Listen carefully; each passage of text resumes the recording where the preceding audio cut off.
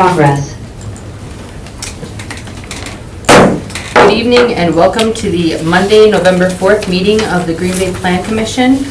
We are going to announce at the start of this meeting that the PUD request at Lombardi and Ridge, the Thorndale Frank, will not be discussed this evening. So items number 1 and 2 will not be discussed at this meeting. So just to let you know ahead of time, we will be going into that when we get into items 1 and 2, but they will not be discussed at this meeting because they have been pulled at this time. And then also, if you are here for items 9 and 10, could you please raise your hand? If you can get a sheet. 9 and 10 are the 226 Boardman? Yeah. Okay, all right, Right here. all right, thank you. Okay, thank you very much for that. All right, we will start then with a roll call. Chair Lisa Hanson, present. Vice Chair Jacob Miller, absent. Alder Jim Hutchinson, Present. Commissioner Darius Daniels, Present. Commissioner Ken Ravinsky, Present. Commissioner Emma Fullwilder is excused, and Commissioner Kelsey Lutzow. Present. Moving on to the approval of the agenda. And with the approval of the agenda, roll call, Vice Chair Jacob Miller. Present. And sorry. All right, moving on to the approval of the agenda, I will entertain a motion to move items 9 and 10 to after item number 2, so that they are the first that we are actually going into. So moved. Second. We have a motion by Commissioner Daniels, a second by Commissioner Ravinsky. All those in favor? Aye. Any opposed? All right. And then moving on to the approval of, so is that, I'm sorry, does that approve the agenda with the changes?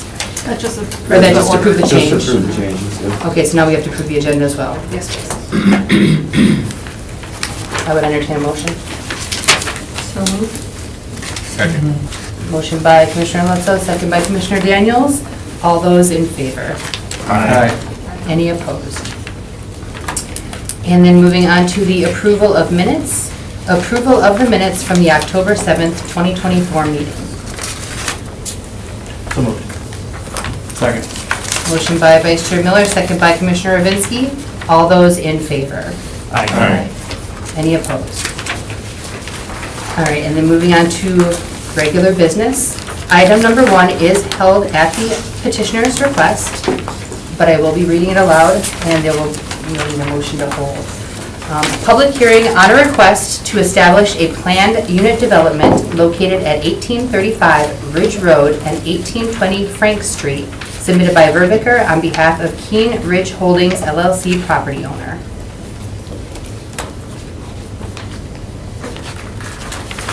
So, yes, I need a motion to hold it. Motion to hold. Second. A motion by Vice Chair Miller, a second by Alder Hutchinson. All those in favor? Aye. Any opposed? And then moving on to item number 2, which is also held at the petitioner's request.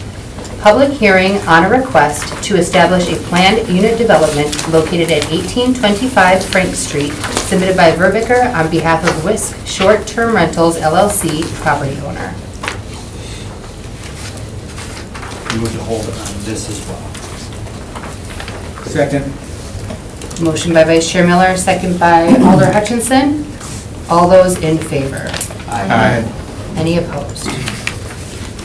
Okay. And then moving on to our amended agenda, item number 9, which is a public hearing. And this public hearing has been properly posted and public notification has been published in the Press Gazette. The Plan Commission is interested in hearing public comments on the subject agenda items, and we invite your comments and ask that after your name has been called, you state your address, whether you represent a group or association, whether you favor, oppose, or only providing information, and your comments or concerns. We ask that you confine your testimony to facts related to the proposal at hand and avoid repetitive testimony. City staff will provide a presentation during the public hearing, and questions raised by the public may be asked, but they will not be answered by staff until the upcoming actionable item. You must be recognized by the Plan Commission in order to speak, and please address your comments to the chair. Comments will be limited to 3 minutes, and we will now open the public hearing on item number 9. Public hearing on a request to amend a planned unit development located at 226 Borneman Street, submitted by Summit BHC on behalf of 226 Borneman LLC property owner. Thank you, Madam Chair. This item is for one parcel, which is 226 Borneman Street. It's quite a large parcel, 4.5 acres, just about, on the city's east side. So this is the East Side Municipal Garage, this is Still Make Brewing Company, and then Bear Creek Trail runs behind here. So the parcel is outlined here in blue. It does have 3 buildings on it, one here at this corner, one that faces along Mill Street, and then in the middle was the old Borneman Nursing Home. As you can see here, our future land use calls for medium to high density housing. This has been in place since the nursing home has been there. And concerning the zoning, we're looking at existing planned unit development. So it does show industrial on here, that is not the base zoning. The PUD has existed since 2001 for nursing and other associated uses. If you can see around here, there is quite the mix of other uses going on here. So there's a lot of multifamily and community living just to the east. There is some commercial and industrial just to the west. Below, again, the municipal garage is just south on Mill Street, and then there's a splattering of singles, duplexes, and some apartments here down at the corner. So quite a different mix of uses surrounding this neighborhood. First, let's just get the lay of the land. So this entire site is comprised of these 3 buildings. They are connected in small points, but we really, for the distinction of this PUD, we have 3 separate facilities that we're talking about. So north building here, which is, I believe, along Berger. This is, again, Mill Street, so the property here is the south building. And then the middle one, we're just calling the former skilled nursing facility, not exactly part of this PUD. So it's mostly these 2 outer buildings that are being discussed for this proposal. So the existing PUD, which is the one that we use as the draft for the draft PUD that's in your packet, does call for the nursing home use that was in play for 20 plus years. Also within that, it did allow for CBRFs, which are community living facilities, and then CLAs, which are community living arrangements. So our code and state codes have changed a little bit. The state most recently last year to adjust some of that, what those different community living arrangements look like. So it kind of expanded the definition, what's allowed in those. But our code has pretty much everything under the umbrella of a community living arrangement. So under that, you'll see CBRFs, group homes, adult living, that sort of stuff. So the existing PUD did have a space in it for an allowed use that was for a community living arrangement, but it was based on old sections of code. This PUD is 23 years old at this point. So when we initially met with the applicant, we thought that a PUD amendment was in order, because typically for community living arrangements, we like to get some of the business plan, some of that operating plan information into the PUD, so that way it's more regulated. So we get number of beds usually, if there are any times of operation, any caveats that might be needed for site design. In this case, there are very few that were needed for this operation, because this site has kind of always been set up for some sort of community living. So as approved, it had that nursing home in it, but I just wanted to note that even in 2001, this was set up for CLA as a future use.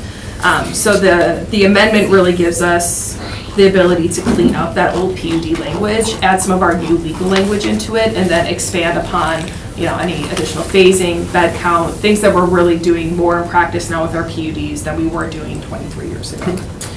So with that, there was also a community living CLA that was approved about a year ago that was just a block away from here. So this is not the same facility for any of you who have been on the board for that long. That one, I think John ran and they came forward, and then they came forward right away again for an expansion. That never came to fruition. So there are no community living arrangement facilities in this neighborhood at this time. So this would be the only one there. So for this particular, let me go to this one first. So again, they're just talking about the north and south buildings as part of this PUD amendment. This is submitted by Summit Behavioral Health. They are the current operators of Willow Creek. They did not establish that, they are the current operators. They also have other facilities in the area and across the nation, I believe. They are here if you have specific questions about the type of facility, you know, staffing, those sorts of things. But from what we have and what was in the applicant narrative, which was in your packet, this is a treatment facility for inpatient treatment for people who have behavioral issues, drug, alcohol addiction. This is not a detox center, it's not a rehab center, it's for people who voluntarily check in for long-term inpatient care. I think that distinction is needed. There has been a perception that it will kind of be like a drunk house, as they used to be called, or that it's a homeless shelter or a shelter in any sort of way, but it truly is not that. It is a place where people voluntarily check in to get help. So their operating plan and business plan are all part of that narrative, and they really speak to the need in the community and within the state for this kind of facility, and they can expand on that as needed. But for our purposes, looking at the PUD, that community living arrangement was well established within that PUD, and it's still set up really well for that. The buildings here are failing a bit.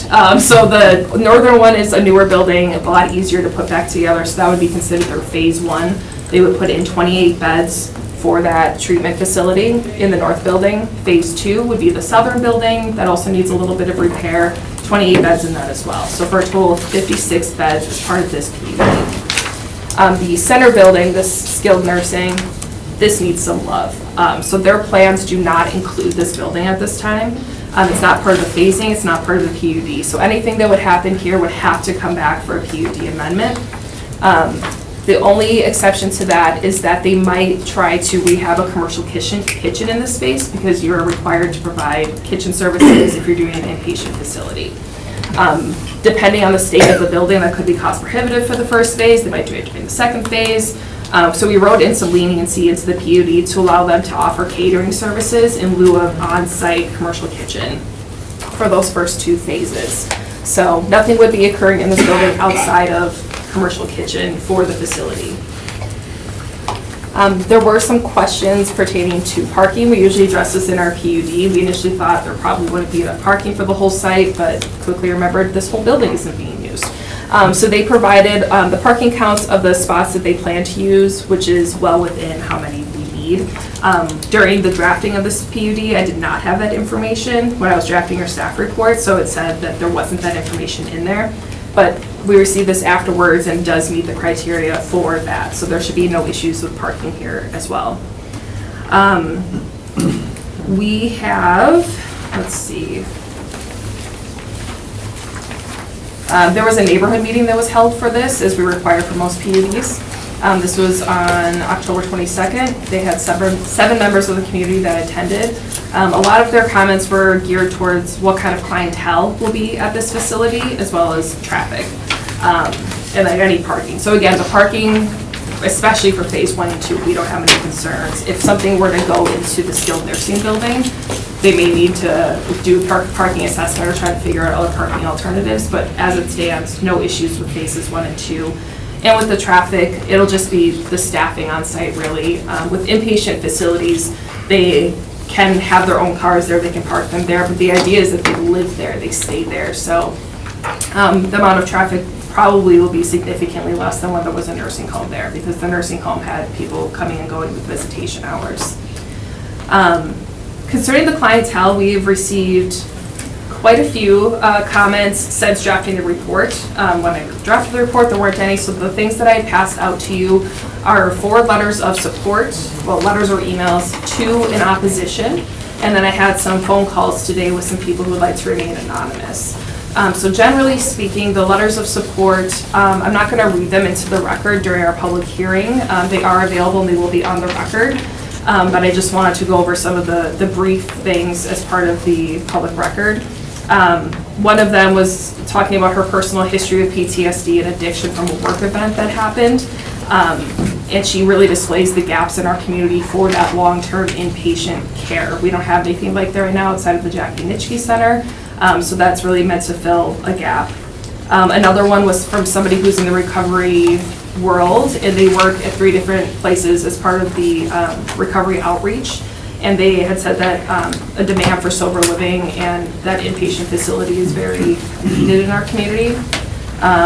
Another one, they had some statistics There are 601 children in out-of-home care placements between Brown, Outagamie, Calumet, and Winnebago counties. Of these 601 children, the second highest reason for out-of-home care placement was caregiver substance abuse. So, talking about the need of the community. And then the last is from a pastor from a neighborhood church, who says a rehabilitation center located in the neighborhood will offer vital support and services to those seeking to reclaim their lives. Beyond the obvious benefits to individuals, it will contribute to the overall health, safety, and stability of our community, reducing incidences related to substance abuse and offering a path to healing and hope. So those were the ones that were in support. The calls that I received today, they had some worries about trail safety. As I said, there's trail access back here, which is pretty well used for the Bear Creek system. So a lot of worried about what type of clientele would be showing up. Can they show up under the influence? What happens when they show up under the influence? Where do they go? Who's going to be picking them up when they leave? Those sorts of questions, which I think are valid questions to ask our applicants. They also were wondering if sex offenders are allowed to use the facility. I think there are a lot of questions about what types of people will be here. Also a lot of questions about staffing. I don't know if I've heard from some of the neighbors that at the nursing home there's a lot of traffic generated from staffing, so trying to see, are there enough staff to allow for conducive care for the people who will be at this facility without also generating traffic concerns. And then we also had the two that came via email. One from somebody who lives at the Independent Living, which is right next door to this facility. And I quote, "As seniors and handicapped citizens, mostly living alone, many quite vulnerable both physically and mentally, this facility provides too much risk to us." And then another saying that they are not comfortable with this location due to the locations of the schools nearby. So again, a lot of thoughts on which type of clientele will be using this. Even after receiving all this information, as staff, we still believe that this is an appropriate use for this area, considering how it was built, how the PUD was originally set up, and the type of facility that they'll be running, voluntary, inpatient. Those are pretty low-risk activities considering the location of this. Alder Stevens is the alder for this district. He could not make it tonight. He did recommend or suggested that having another neighborhood meeting might be beneficial, so that way more conversations could be had.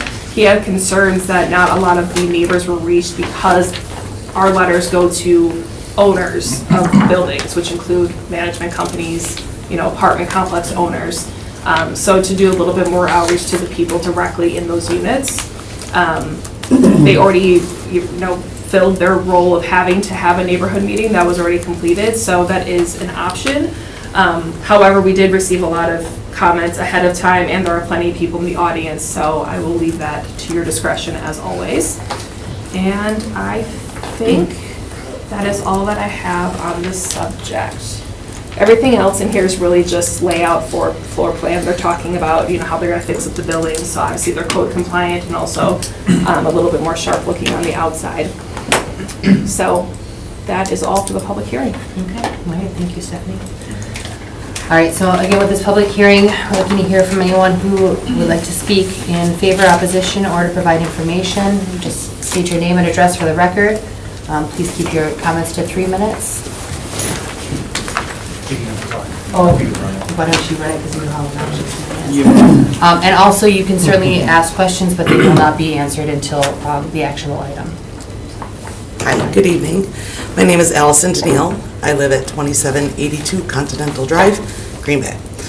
I am here on behalf of Summit, and I am the CEO of Willow Creek Behavioral Health. I'm a nurse by trade, and I've spent the last 30 years of my career helping individuals in our community who need health care and helping them find those resources.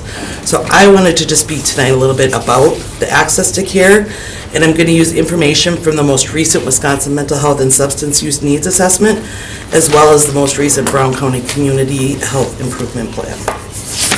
So, if we compare Brown County to the state, we have 21% more alcohol-impaired driving deaths in Brown County than the rest of the state. We have 3% higher rate of excess drinking. We are tied for the highest in the state with 27% of adults reporting heavier binge drinking. Brown County ranks as one of the highest in the state for all alcohol deaths, opioid deaths, and ranks moderate in the state for other drug deaths. The most recent Brown County Community Health Improvement Plan identified Brown County residents struggle with alcohol and drug misuse as a top 3 priority and community reduction goal. The report estimated that excessive alcohol use alone in the county is costing approximately $318 million a year in expenses. The need for additional substance use disorder services in Wisconsin is extensive. We know that.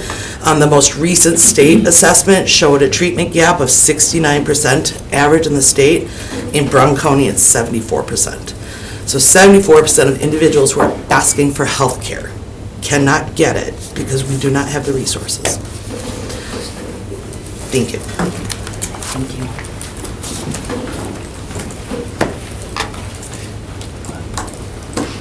Is there anyone else wishing to speak?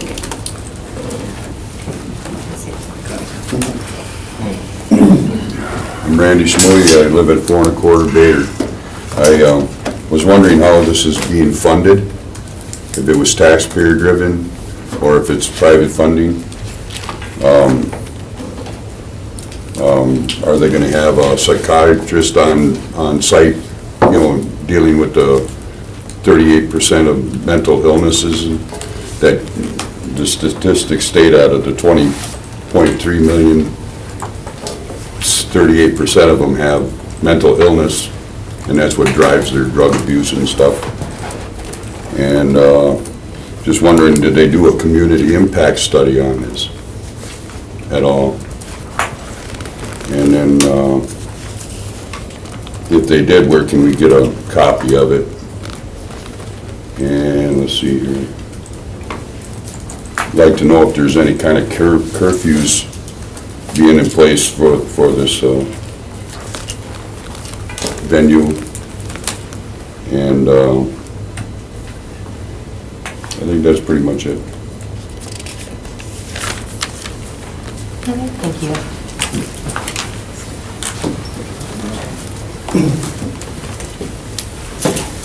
I'm Emily Hall. I live on 120 Burger Street. I'm in opposition of it.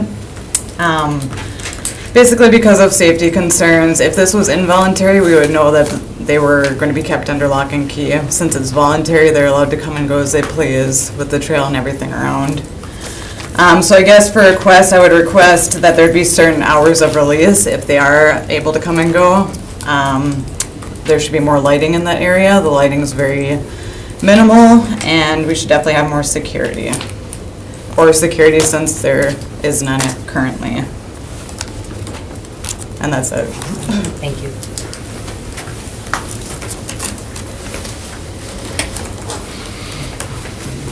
Is there anyone? My name is Steve Conkle. I live at 120 Burger Street.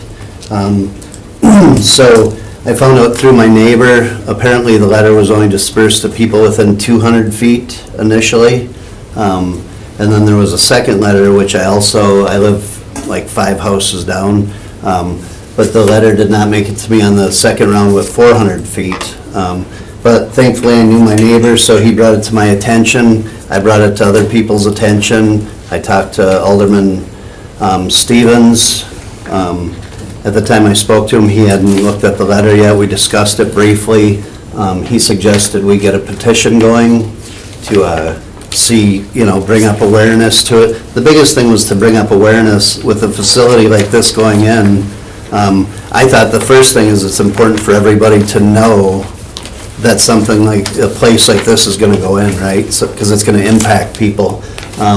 Just to the east of Borneman's, there is senior living. I think there's over 200 units of seniors. We walk our dogs every day, morning and night. We see a lot of them. We get to know a lot of them. We've brought it to some of their attention, as many as we could. Apparently, the management company got the letter, but the people themselves did not. So when I pointed out to people like John here, great concern.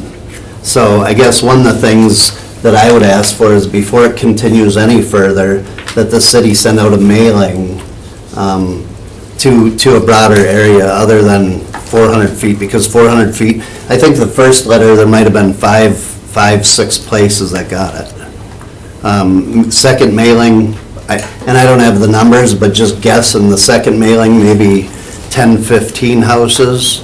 Like I said, I live on the same block, and I didn't even get the letter, so I had no clue. If I didn't happen to know my neighbor, I wouldn't even know it was happening.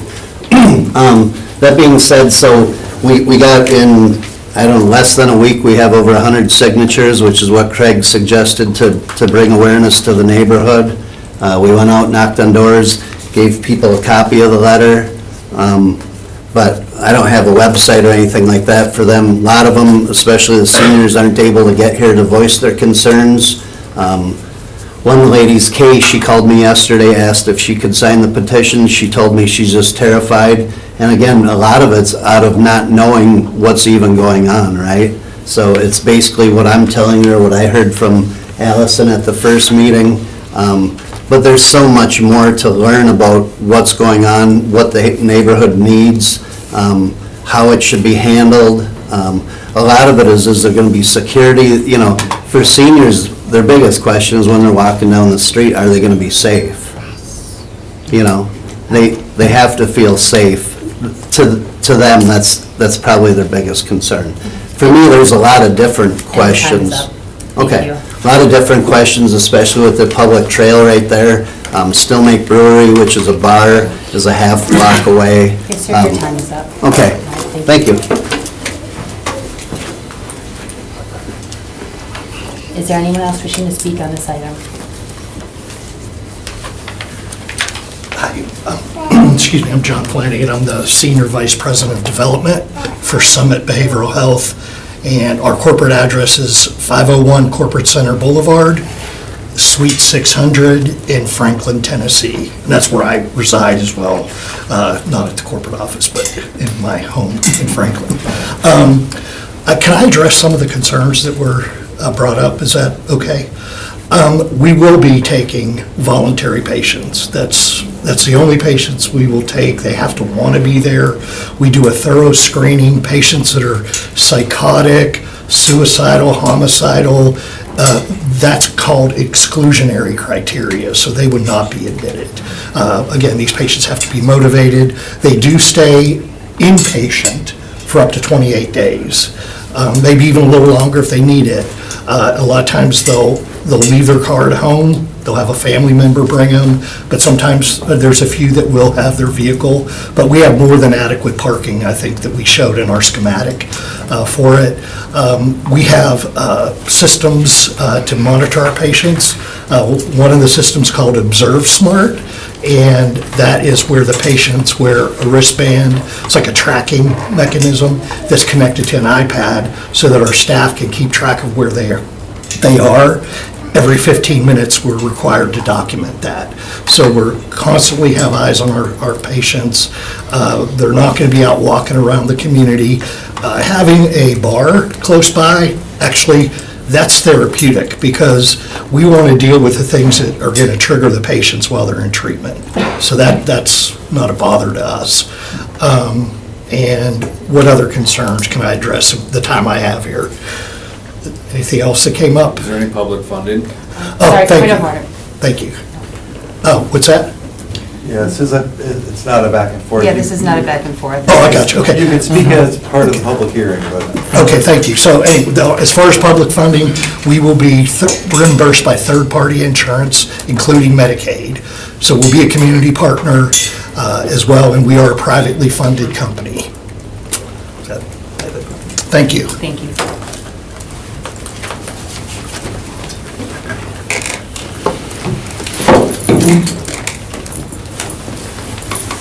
My name is Wendy Crosby, 2960 Durham Road in Green Bay. We own the property on Borneman right across the street. We run a towing and transport business out of there. We have a lot of very large-sized trucks, vehicles. We're a 24-hour service, so we are in and out of there all the time, day, night, whenever the case might be. Many times our drivers at night will be coming in by themselves since they are coming to pick up a truck to go on a call. I worry about the safety issues and the concerns of them being there by themselves, not knowing what could be going on or whatever. A 15-minute check here and there, what happens on that, the 14 minutes in between? Those would be my concerns on that. Are there going to be sex offenders in here? Do we have to worry about that? Will we know if they are going to be in there or not? How are we going to know what kind of clientele is on there on any given time if they change over after their 28 days? Also, I do have a concern about the parking, and I know you said that that is not part that will come up right now. However, we have these big trucks to get in and out of there, and if they do park on the street, we can't get out. If we have an emergency, an accident for the city or county or whatever to get to, we have to go inside of the facility, try to find somebody to move the vehicles, whatever the case might be. So that would be my biggest concern on those issues.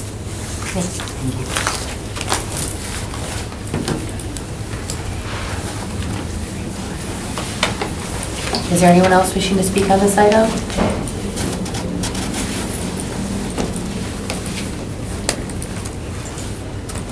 Is there anyone else wishing to speak? Is there anyone else wishing to speak? Let the record reflect that no one came forward and this public hearing is now closed. Moving on to the corresponding actionable item, item number 10. Consideration with possible action on a request to amend a planned unit development located at 226 Borneman Street, submitted by Summit BHC on behalf of 226 Borneman LLC, property owner. Thank you, Chair. So some of the questions that were raised, I think, are going to be best handled by Allison or John from the applicant side of things, such as the psychiatric on-site, community impact study done, curfew, those sorts of things. Somebody brought up lighting. There are lighting provisions already in there. They were from the original PUD, but that could definitely be beefed up as you see fit. Same with any sort of security at the facility. So the PUD can regulate, you know, if there are security lights, if you feel like there should be something added into the business model. It's kind of hard for us to regulate things that happen inside the building, except for when it comes to like access and things like that. So that could be a good discussion to have with the applicant to see if there's any provisions that might make people feel more secure in that way.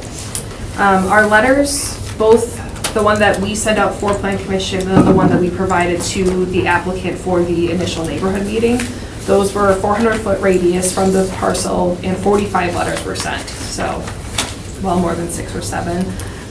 Though we do agree, it's hard for apartment complexes. We don't have unit numbers, we don't have access to those buildings to post those things. So we run into that quite often. So it really does come down to, you know, in our letters, we ask people to share the letter. We want people to know about this stuff. So we haven't found a better solution for apartment buildings, unfortunately, because we just don't. That's right. Yep, we have the signs out, yeah, but those don't alert for neighborhood meetings. Those happen even before the applications come in usually, so.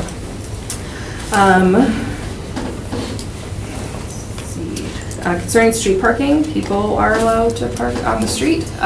We don't have any provisions in the city outside of the overnight ban, so very little to be done about that. However, as shown, there's plenty of on-site parking for phases 1 and 2 for the facility for both staff and anyone coming, visiting, staying. Lots of parking available now. So that is all that I have, and we are recommending approval based on our draft PUD. Okay. So, now there's currently a PUD on this property. Yes. So, we're just updating the PUD, like. Yes, so actually very little was done to this PUD. A lot of it was, we're like cleaning it up. The format in which we do PUDs has changed. Some of the provisions that we added from our legal department have changed. I mean, even the legal description has changed on this parcel because it was combined after the fact. So with the existing PUD, if we didn't touch it at all, we didn't do anything with it, the provision for community living arrangements would allow for this use to go in if they didn't need any additional leniency or flexibility in the code. So right now, the PUD amendment allows us to add extra things, the lighting, the extra security, whatever we're thinking might be beneficial. The only thing that they have asked for that is kind of outside of what would be allowed is to be able to do the catering services versus having the commercial kitchen. But if they were to reformulate and go, we'll absolutely put a commercial kitchen in for phase one, they would be able to do it under the existing PUD. So it's very So they wouldn't have to beneficial. come to us. They wouldn't even have to be here at all. No. It's just about that kitchen. Yes, for us, it's very beneficial to have these under a PUD that details the beds, the phasing, so that way we have very specific information. Because as part of our code for community living arrangements, we're supposed to be tracking how many beds are available, because there can only be so many per Aldermanic district and so many per the population of Green Bay. So for us to have the details in here is very beneficial to us, so I don't want to lose sight of that. But they haven't asked for any other architectural variances, any other parking, anything like that. So this would really be beneficial to us to have, to increase any of the lighting that, what they have now is allowed by code. So we want to increase that. That would be done through this. I don't think there are any other provisions that they've asked for outside of that. Okay.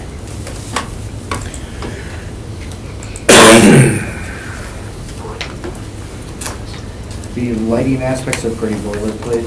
There's nothing additional that's requested in the PUD. So it'd just be standard site plan. Well, the existing, everything that's in black in the lighting section was in there from the original PUD. The in blue was added because that's just standard language, that we catch everything. So if they wanted to increase, if you all wanted to increase, that would be the section where we would add additional lighting requirements. Good, I guess to the chair. Any other questions? Yeah, can we open the floor for the applicant only to ask, for us to ask questions of, is that no? That's up to us. Yeah, right. We decide that. Yeah, do we want to hear from the applicant, or you? Well, I think we have questions. Yeah. Do we have questions? No. Regularly, that's the biggest concern.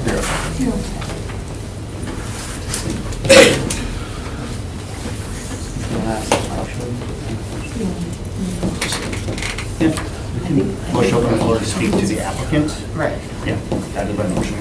I second that. Motion by Vice Chair Miller, second by Commissioner Daniels to open the floor to ask questions of the applicant. All those in favor? Aye. Any opposed? All right. So I guess which applicant would like to? So I mean, I guess we have a lot of concerns from the neighbors about safety, the clientele.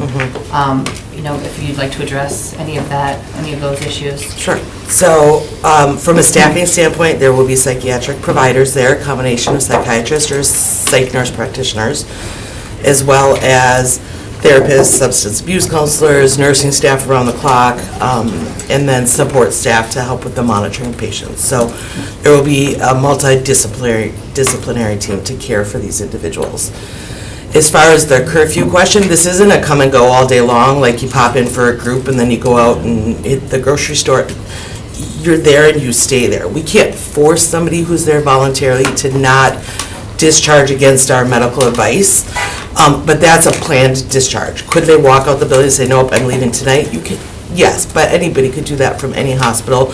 That's not our goal. We want, if you're not ready for treatment, we need to get you somewhere safe so that you're not, right, sleeping in a park, or it's the dead of winter and you don't have the proper clothing. So we're going to work with individuals who aren't ready for care to get them somewhere safe until they are ready to care, because we want them to come back when they're ready so that we can help them.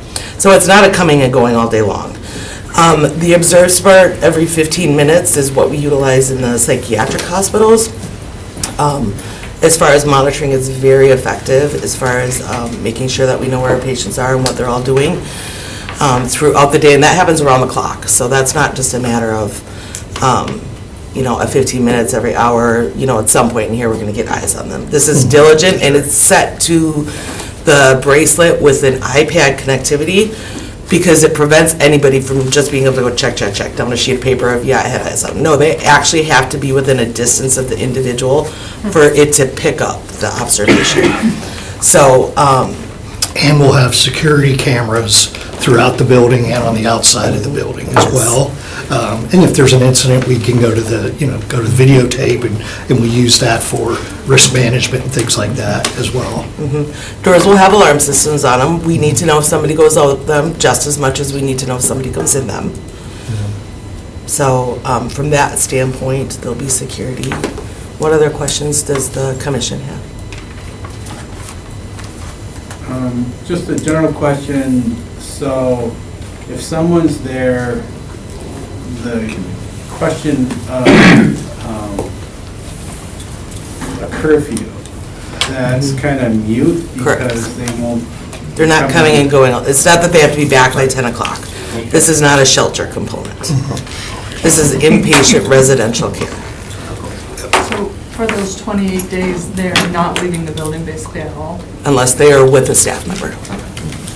Because we will have outside activities potentially on the property. There's a large outbuilding that's currently was used like a garage. So we will probably make that into some activity space. Winters get long in Wisconsin. You can only be outside so much, so we need to have indoor activities to spend time. And then it is a treatment program. So this isn't a matter of just malingering around a building for 30 days. It's ongoing scheduled groups with different professionals to address different needs. Because when you're going through an addiction issue, it's not just managing your cravings and managing your triggers, but we also have to figure out your nutrition. So you'll have a dietitian, you'll have nursing there to help you with medication compliance, or if there's medications that we're providing for the withdrawal symptoms to help you cope with those. They won't be acutely detoxing there. And the mental health patient population, with the relationship we'll have with Willow Creek, will be able to transfer to there and have a smooth transition so those individuals get the right care for what they need. Does that mean that Willow Creek will not have individual patients that transfer to this facility? It doesn't, because Willow Creek has medically managed detox. So when you're going through that active withdrawal and you need ongoing treatment to manage those symptoms, that happens there. That is usually a 72 to 96 hours that it takes an individual to get through those physical withdrawal feelings and needs, and then they could transfer to a residential program. I can tell you that I can't even count the number of calls that we get every week for people looking for this service, and there just isn't anywhere for us to send them besides Jackie Nitschke, which is great, but they have a wait list more often than not because they're full. Question about the sex offenders has come up a couple of times. There is exclusionary criteria. One of the things that is very important in this patient population is to have roommates, because it makes you responsible to another individual and it doesn't allow you to isolate. You have another human being there that you have to interact with. And due to that, part of our exclusionary criteria is sex offenders. You can't take violent offenders as well. It's a group therapy environment, semi-private room environment, so. So what happens after the 28 days? Depends. Are they allowed to stay? It depends. Some people will need a little bit longer length of care, but the next steps would transition to outpatient, whether that be, there's programs called partial hospitalization, so it's all-day day treatment, but at the end of the day, you go home. There are programs called intensive outpatient, which are a half a day. It depends on what your needs are still when you're ready to leave the residential. And some people might transition to a mentor program with an AA or an NA type sponsor and utilize those community resources. So Those levels of care won't occur on this campus, just This the is inpatient. Yep. We may go look for a satellite outpatient that patients can step down to, but on the campus, it's the 28-day program. And Willow Creek currently has PHP and IOP on site at the hospital, so if we needed those resources for an individual, we could refer them back. The question about parking required that's off property, do you foresee any need to have people parking on the curb with this development? I think we found 71 spaces, right? Yeah, there's- I had our construction people do that, and so I think it's more than adequate. Because if we have, let's say at our apex, we have 56 patients there, maybe half of them will bring their car, if that, really more like a third. And then staff, probably our busiest shift, we might have, what, 20 staff? Yep, 20 to 24. Yeah, So we're still well below the 71. yeah. Any question, did that answer your question about parking? Yeah. Yeah, it'll be on us to make sure that if staff start to, not follow the rules and park out on the street, because we'll make the rules, then we'll make sure that doesn't happen.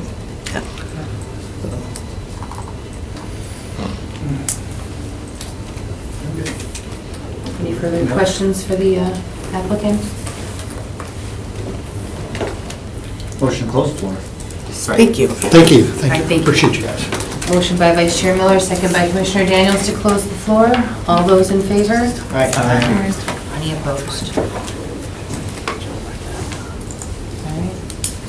All right. Question of point of order. So at this point, we're looking at approving an amendment to the current PUD. Is that right? Yes. So if we vote yay, we're voting to approve the amendment, and it goes to council. From what I hear, I think this is a development it's needed by this community. And what I also hear is the surrounding community doesn't have the information to make an assessment, even though we sent it to people immediately surrounding. But because there's a high density of people just outside of that, I see value because this seems to be a planned development that once people understand what it is, their concerns will drop.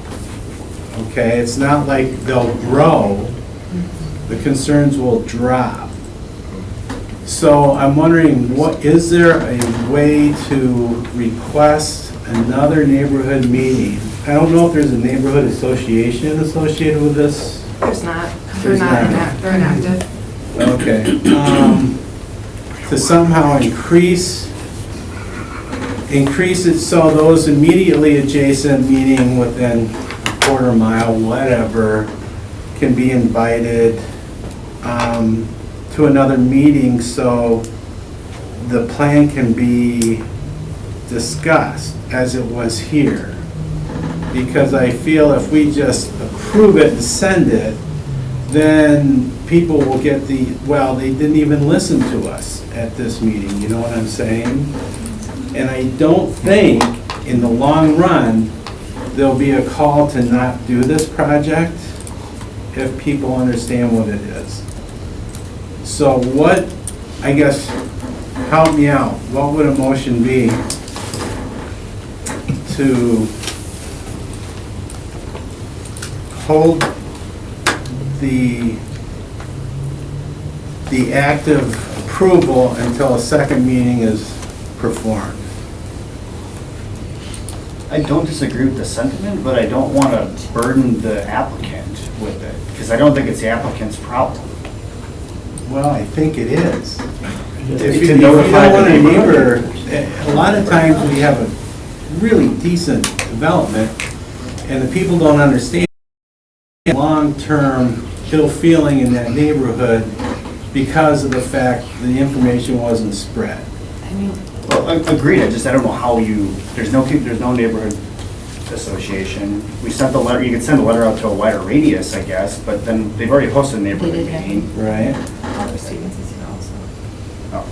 Yeah, the Alder's a great way to maybe use that as the connection to the neighborhood, who's most connected with it, so maybe use that as the method. I just don't know if there's anything we can condition in this to do it. Legally. Yeah, without it being a burden. Also, just knowing the reason it's here is food, Yeah. like that's the cafeteria versus the catering. The commercial kitchen. Yeah. Otherwise, they could do everything that They they're, can do everything right they could do now. everything that they're doing right No, now. they If come they, before if they us. fix Put a the kitchen kitchen, in. that's it. that's the only change that has to occur to do what they want. That's the only reason it's here right Yeah. now, otherwise they could have done. They could have just gone ahead with this. Making a change. The PUD as it is right now.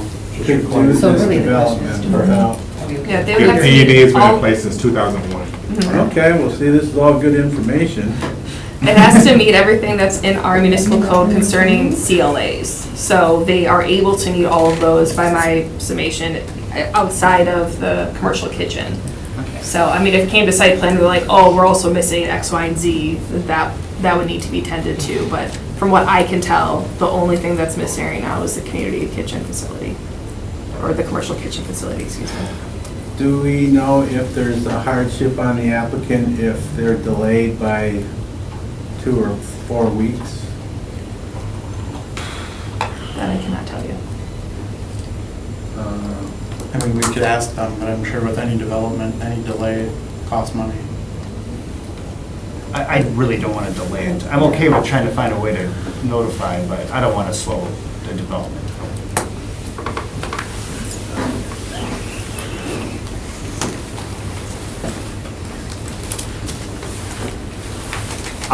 Did you make a motion? I did not make a motion. I will make a motion to approve as stated, no additional conditions, but I'm open to conversation.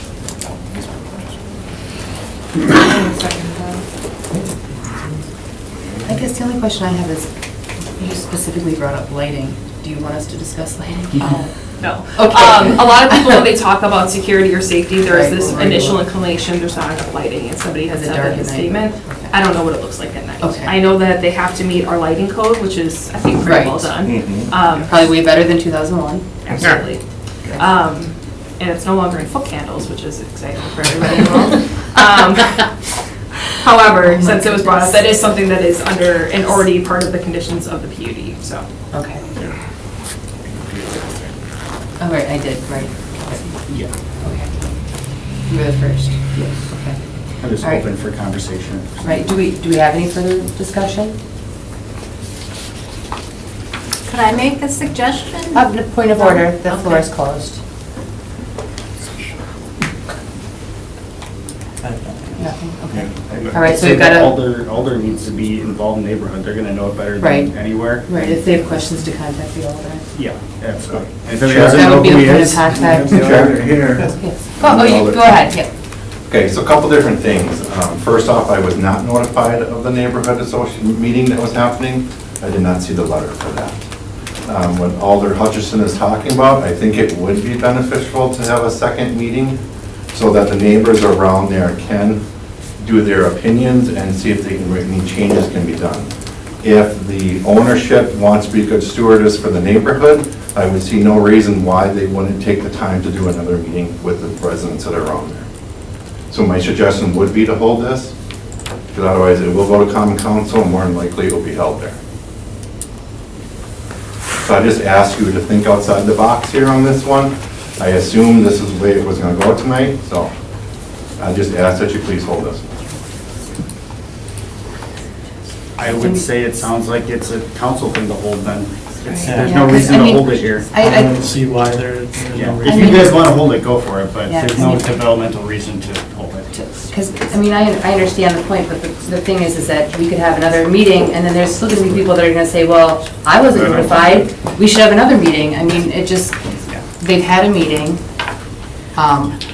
they had the sign out, we published it in the Press Gazette, and we had the public hearing. I mean, I feel like, you know, we know that this seems like a good project, and if they have questions, that they can contact their alders, but developmentally, there's no reason for us to hold it at this point. Yeah, and we know if they put a kitchen in, That's, if they put a kitchen in, they don't even need to talk to us. And then we don't get to update the PUD. They get to keep it as the 2001 standards, right? So then we don't get a control over the lighting and all that, we still work in foot candles. Yes.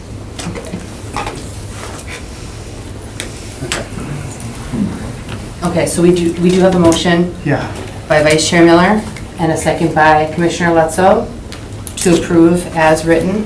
Yes, no additional conditions. Okay. All right, okay. No, I'll just do a regular vote. Okay. All right. All those in favor? Aye. Any opposed? Aye. All right, so we have 5 for and 1 against, and then that will go forward to city council for, is that the only letter, the 12th? Okay, for November 12th. Okay, all right, thank you. All right, moving on then to item number 3, which is a public hearing. And this public hearing has been properly posted and public notification has been published in the Press Gazette. The Plan Commission is interested in hearing public comments on the subject agenda items. We invite your comments and ask that after your name has been called, you state your name, address, and whether you represent a group or association, and your comments or concerns. We ask that you confine your testimony to facts related to the proposal at hand and avoid repetitive testimony. City staff will provide a presentation during the public hearing, and questions raised by the public may be asked, but they will not be answered by staff until the upcoming actionable item. You must be recognized by the Plan Commission in order to speak, and please address your comments to the chair. Comments will be limited to 3 minutes, and we will now open the public hearing on item number 3. Public hearing on a request to rezone properties located at 1644, 1648, 1652, and 1656 Beckner Avenue, and 129, 133, 137, and 145 Oak Grove Avenue from General Commercial District to Office Residential District, submitted by Dennis and Cindy Scherer and the City of Green Bay Community and Economic Development Department. Thank you, Madam Chair. So this one is a rezone. The reason why this has come before the commission is because one of the property owners at 129 Oak Grove Avenue, Dennis and Cindy Scherer, are interested in selling their home. If you go to the next slide, you can see the area that has the black outline around it. The future land use is commercial, but if you go to the next slide, and I'll come back to these, their property is zoned C1 general commercial, and it's the top corner. Yep, right there. The issue with this is financing. The property is zoned commercial, but it's a single-family home. And so buyers are struggling to get funding or lending because it's considered it's a legal non-conforming use, but in the C1 district, you cannot have single-family homes. You can continue to operate existing ones, but you can't build new ones. So the issue is if there's ever an act of God or an issue regarding fire, wind damage, you can't rebuild it. So, and that's kind of part of the reason why they're not able to get the financing. When this petition came forward, we can't really look at it through the lens of one parcel. Because if we were to do that, we have issues with spot zoning because you're only benefiting one parcel. So if we go back to the zoning, yeah, okay. You can see that this actually affects a number of properties. There is a number of single-family, low-density homes that are, you can see where they are on the map. And then, but on Main Street, you have all of these commercial properties. When the city did its citywide zoning, they decided at that time to do a broad swath of zoning along Main Street to make it easier for commercial businesses to expand. And you can kind of see how that runs to the south, where that swath just kind of continues through. It's like about 150 feet, depending on how you measure the distance. But it's impacted a number of folks in this neighborhood. The only commercial property that is there is at the actual intersection of Deckner and across the street from it stuff. Here? Other side. Yep, that one is a hair salon. Actually 2 hair salons. So in that area, the C1 works, but we had to find a way to make it work for everybody because there are other single-family homes in the area that could potentially be affected by selling their home. So the district that we felt worked the best was the OR district, which is the office residential, and it's basically a transition from commercial to residential. Let's see here. We couldn't rezone these properties to a low-density residential directly because that future land use map shows it as commercial. So we would have had to do which is possible, a comprehensive plan amendment to change that to single family, but we felt that the OR was a good compromise because in the OR district, single family homes are allowed with a conditional use permit. So these homes could come into conformance with the approval of a conditional use permit. We did take a look at this again on Friday, and there is one parcel that if you go to the zoning map, that we would like to actually not have part of this application or to have withdrawn from the request, and that is at 145 Oak Grove. You can see how that's the one in the corner that has just a little tiny little nugget there of C1. We felt that probably turning it into OR isn't really a solution to their issue because with that one, so much of it is already low-density residential that it would actually be creating a non-conformity instead of solving one. So once we get into the recommendation segment, I will mention that again. We did notify people within 200 feet. John actually did a notice to property owners prior to this coming forward for a public hearing to kind of gauge the feeling of the property owners, to see the affected property owners, to see if they had any issues with the request, and nobody had any objections at that point. I didn't receive any objections either. We did get a request. You were notified by the owner of 1638 Defner Avenue, and the low-density residential that parcel, the other parcel next to it, and the parcel below it. They're all one parcel. It's built over property lines.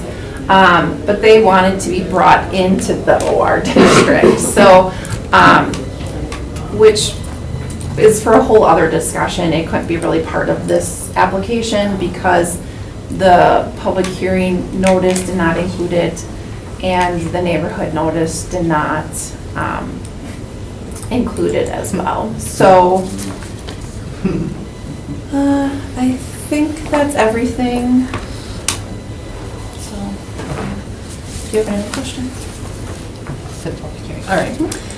Okay, for this public hearing, we're looking to hear from anyone who would like to speak on this item.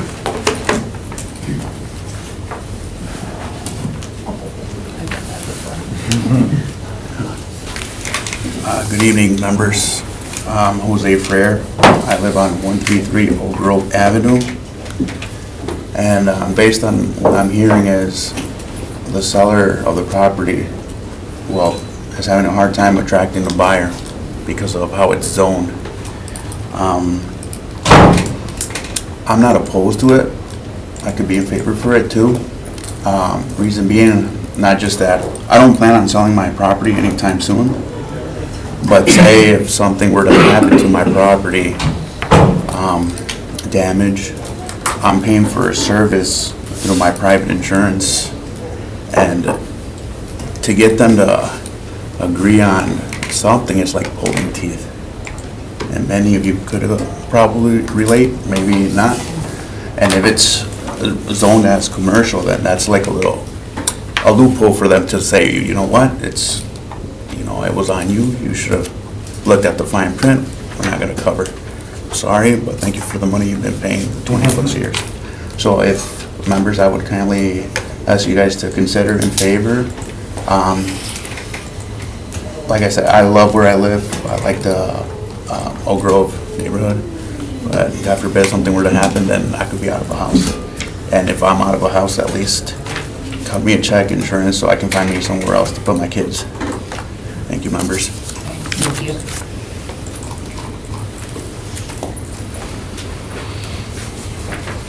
Is there anyone else wishing to speak on this item? Is there anyone else wishing to speak? Is there anyone else wishing to speak? Let the record reflect that no one came forward and this public hearing is now closed. Moving on to the corresponding actionable item, item number 4. Consideration with possible action on a request to rezone properties located at 1644, 1648, 1652, and 1656 Deckner Avenue, and 129, 133, 137, and 145 Oak Grove Avenue from General Commercial District to Office Residential District, submitted by Dennis and Cindy Scherer and the City of Green Bay Community and Economic Development Department. Thank you.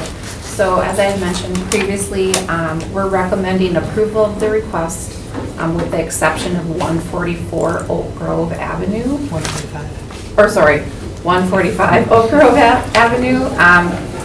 We would like to keep that as currently zoned. So, and 133, which is where the gentleman lived, Yes. that's currently commercial, right? So that is one of the split zone. It is the one to the, directly to the south of the one that's requesting the petition, so up one. Yep, that's it. Okay, Yep. so mostly, Mhm. so right now, it's mostly commercial. Yep, So office OR is good. So office residential okay. at least gives him the opportunity to make it a legal conforming, not a legal non-conforming, by requesting that conditional use permit. Right. And then there is probably gonna be a follow-up action next month for the owner of 129 Oak Grove Avenue to request the conditional use permit. So, we are recommending approval, but with the exception of 145 Oak Grove. Okay. Motion to approve with the exception of 145 Oak Grove. Second. A motion by Commissioner Rubinski, second by Commissioner Lutzo. Any further discussion? Hearing no, we'll go ahead with the vote. All those in favor? Aye. Any opposed? And then that will move forward into City Council for the 12th.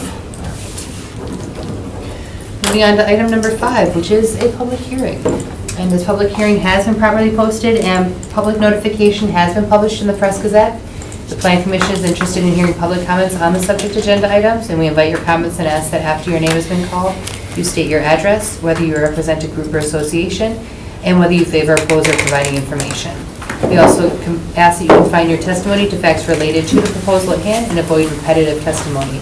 City staff will provide a presentation during the public hearing, and questions raised by the public may be asked, but they will not be answered by staff until the upcoming actual item. You must be recognized by the Planning Commission in order to speak, and please address your comments to the chair. Comments will be limited to 3 minutes. We will now open the public hearing on item number 5. Public hearing on the request for a conditional use permit to allow a substation distribution equipment use within the GI General Industrial District at 2020 North Quincy Street in the form of a battery energy storage system. Turn Energy Storage LLC petitioner, U.S. Venture Inc. property owner. Thank you, Chairperson. So I'll give some brief background. This is on the city's northeast side. So what you can see here is the property is addressed 2020 North Quincy, and you can see Quincy running down the center of the screen. Directly to the south of the site, which is a 20-acre site, is Highway 43. And some railroad tracks. To the, basically to the north, east and the west are all industrial users. You have some fuel storage there, the sewer treatment facility, warehousing, manufacturing, and then the sewage district in that area. So if you can go to the next one, thank you very much. Future land use, you can see is a purple, which is a business park designation. The business park can range anywhere from like an I-43 type business park to heavy industrial park. This obviously is an industrial park, which is reflected in the zoning, which you can see here is all zone general industrial. Go to the next one, please.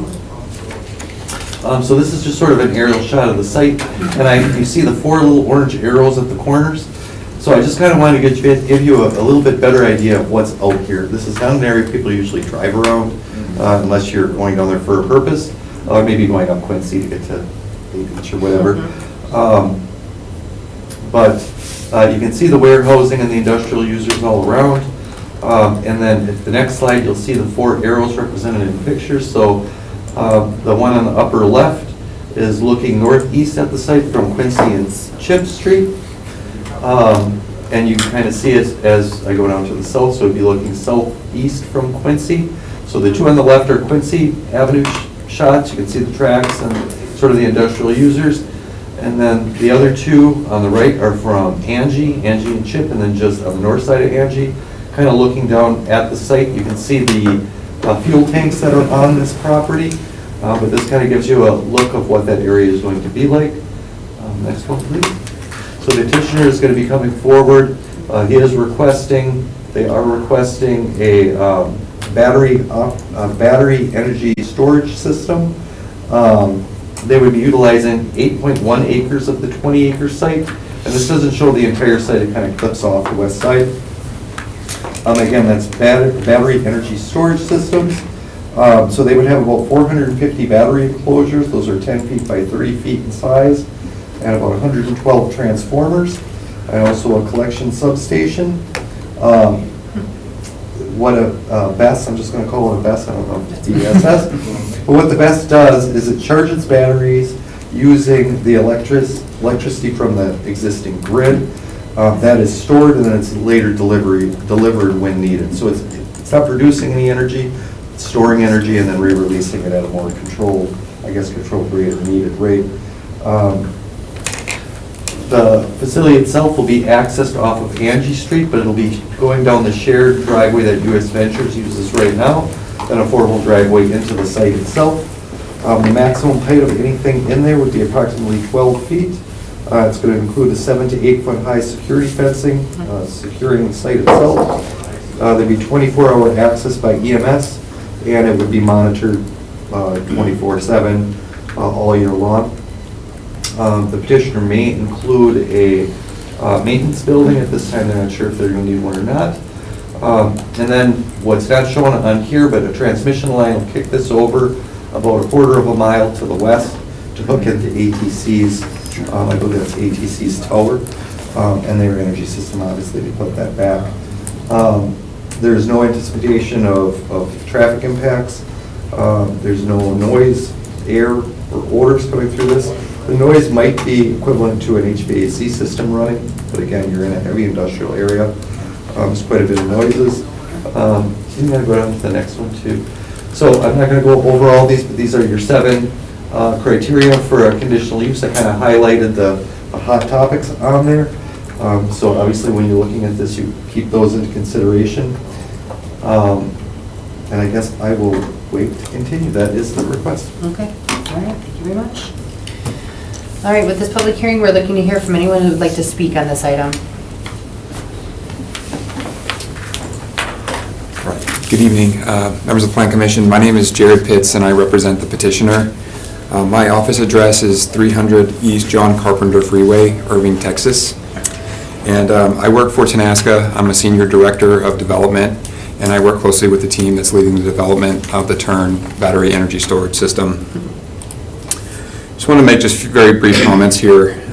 The TURN energy storage project represents approximately $300 million investment in the city of Green Bay that, as David mentioned, will help promote grid reliability and will help essentially charge energy when there's excess energy on the grid so that we can discharge it during periods of time when it's needed most. When the demand's the highest is when we would anticipate providing the energy from our battery energy storage system to meet those kind of peak demand needs on the system. And as mentioned, we're in an industrial area. What drew us to this area was not just the industrial zoning, but also proximity to the high voltage transmission system that ATC has at the Tower substation. And we've worked really closely with John and David to, we believe, have a compliant CUP application. And if we're able to have this project approved by the city, we would hope to be able to start construction sometime next year in 2025, and then have the project operating approximately a year later, so it could be sometime in 2026. And happy to take any questions that you have. Thank you. Thank you so much. Is there anyone else wishing to speak on this item? Is there anyone wishing to speak on this item? Is there anyone else wishing to speak on this item? Let the record reflect that no one came forward and this public hearing is now closed. Moving on to the corresponding actionable item, item number 6.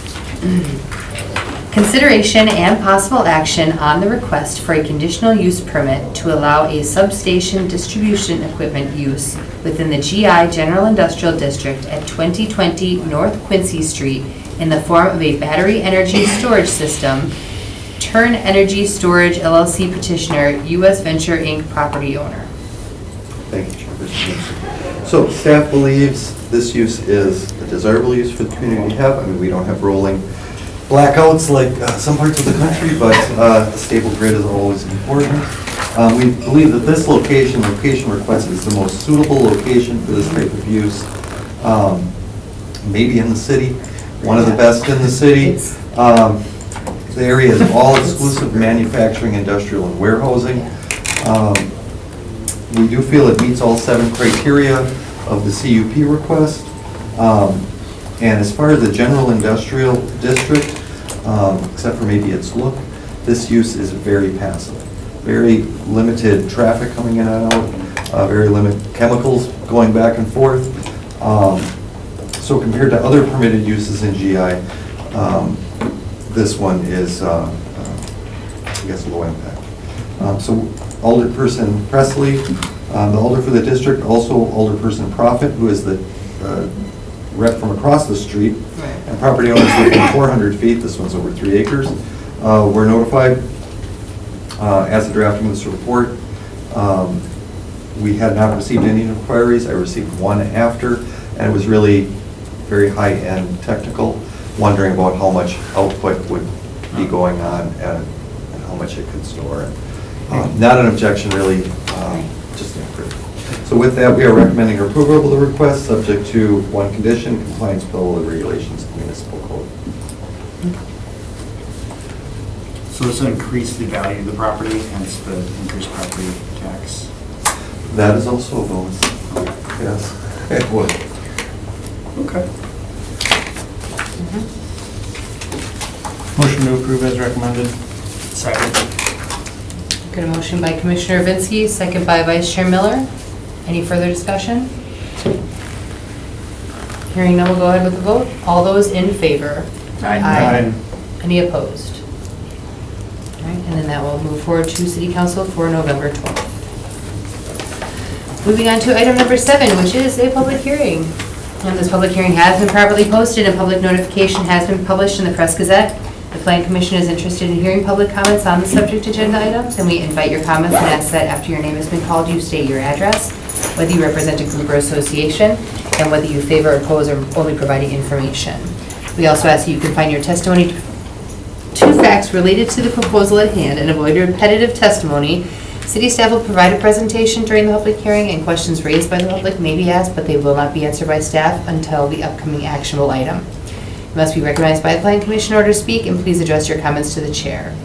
We'll now open the public hearing on item number 7, public hearing on the request for a conditional use permit to allow a single-family residential property use within the R3 Varied Density Residential District at 815 North Webster Avenue, Christian Ortega of Ortega's Property LLC, applicant and property owner.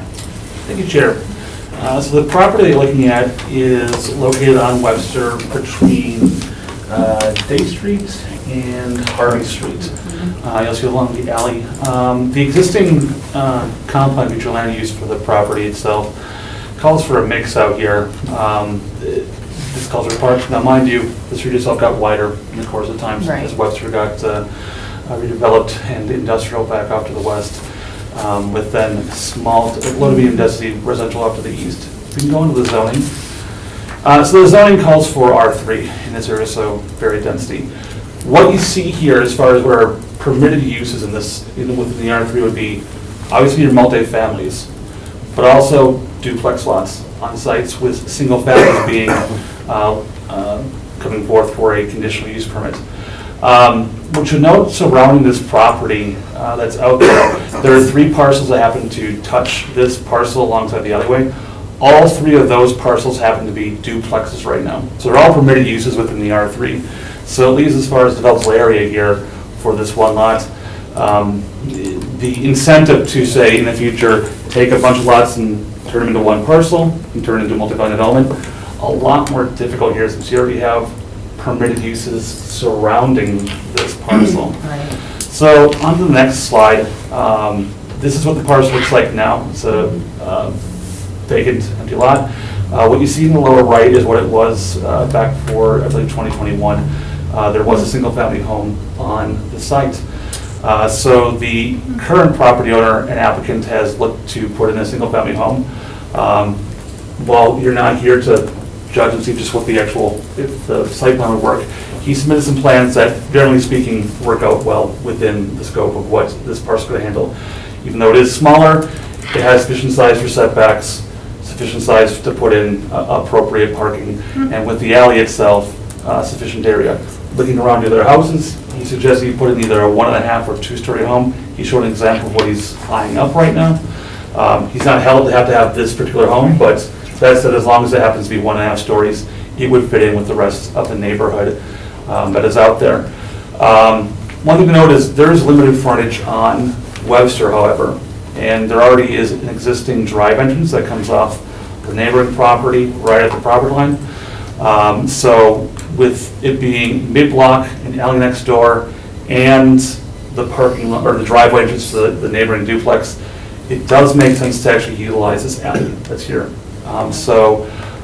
With site plans the applicant shown, he would like to put a driveway in the back. It would make sense for any sort of development on this to actually utilize an alley. Right. Okay. So with this public hearing, we're looking to hear from anyone who would like to speak on this item. My name is Christian Ortega. Thank you for your time. I'm just here if you had any questions. That's pretty much it. Okay, sounds good. Thank you. All right, is there anyone else wishing to speak on this item? Is there anyone else wishing to speak on this item? Is there anyone else wishing to speak on this item? Let the record reflect that no one came forward and this public hearing is now closed. Moving on to the corresponding actionable item, item number 8. Consideration with possible action on the request for a conditional use permit to allow a single-family residential property use within the R3 Varied Density Residential District at 815 North Webster Avenue. Christian Ortega of Ortega Properties LLC, applicant and property owner. Thank you, Chair. So given the constraints of this lot itself and the neighboring properties already having permitted uses surrounding it, staff does feel that this use on this parcel does make sense. So we recommend approval with 2 conditions. One, that a new drive entrance does come from the alley rather than along Webster, and that all other regulations are followed within the municipal code. So no new curb cuts? No new curb cuts. Motion to approve as recommended. Second. A motion by Commissioner Vinsky, second by Vice Chair Miller. Any further discussion? Hearing none, we'll go ahead with the vote. All those in favor? Aye. Any opposed? All right. Moving on then to informational. Director's report. I left my glasses in my office.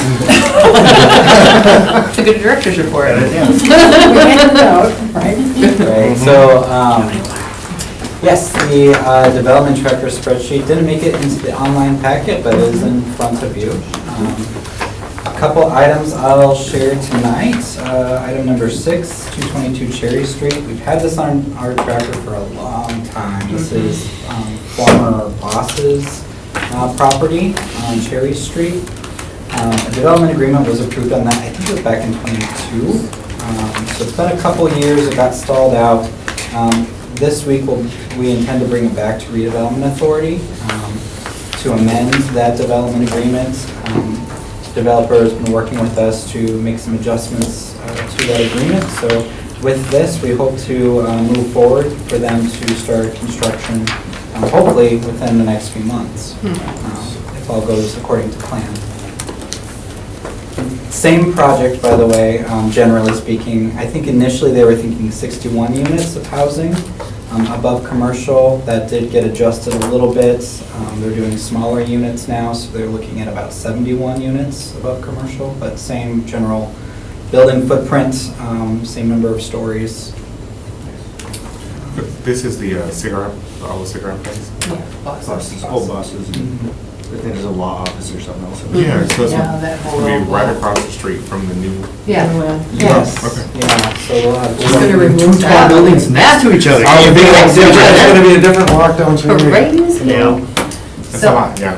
I promised my son I would ask, the Adams Street property that's kitty corner from that fire station, is there anything going on with that? That was an industrial building that got torn down? Yeah. Right by Mason Street. Yeah, right by Right there. Ridge, Right by right, Mason. that, That's Had a truck parked there forever. yep. It's a nice truck. Yeah, it's a good opportunity for Lot of redevelopment right there. Who owns it? Does the RDA or does RDA somebody does own it? not own that one, it is privately owned. RDA has reached out just in the past to see if there's any interest. Right. They're not interested in selling as of right now. They're doing some ongoing remediation work. That used to be, I believe, a dry cleaner there. It was a dry cleaner, yeah. Yep, so that remediation work is ongoing. I think once that gets final approvals from DNR, then they'll be in a better position to redevelop it. And that's behind the fire station. It's kitty corner from the fire station between where St. John's is. Yeah, they did a lot of work underground. They did, many I mean, years they ago. leveled it, I They guess, did. There's a but, lot of work going on there, so. Okay, all right. Well, that's all I promised. Also, number 10 is a new item on this list. It will be made public tomorrow when the RDA agenda is posted, but the US Bank Building on 425 Pine Street downtown, RDA will be considering development agreements for that property. They would be looking to convert floors 3 through 7 from office to residential, looking at doing apartments, market rate apartments. It's Ooh. always talked about, it never happens. I worked on the fifth floor. What happened to lot? So that would be a 55-unit project, and the commercial uses currently there on first and second floor would remain in place, no changes to those tenants. How many units? 55. Hopefully clean up the look outside, it's pretty dated, I mean. The plans do show some improvements to the exterior. They have hoped to do balconies and also do some outdoor patio space on the, it's kind of on top of the second or third story.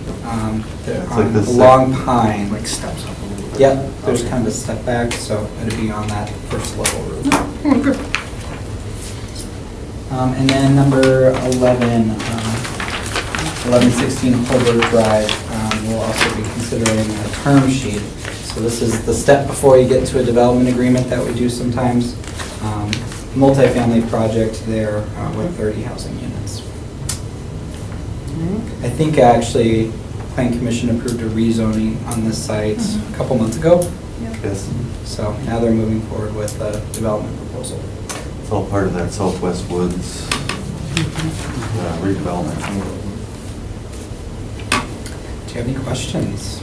I do have a quick question. So, only because the last commission meeting, I think we had the news here, and they asked questions around the big development and the Packer Trail thing, and I know that's been in the news.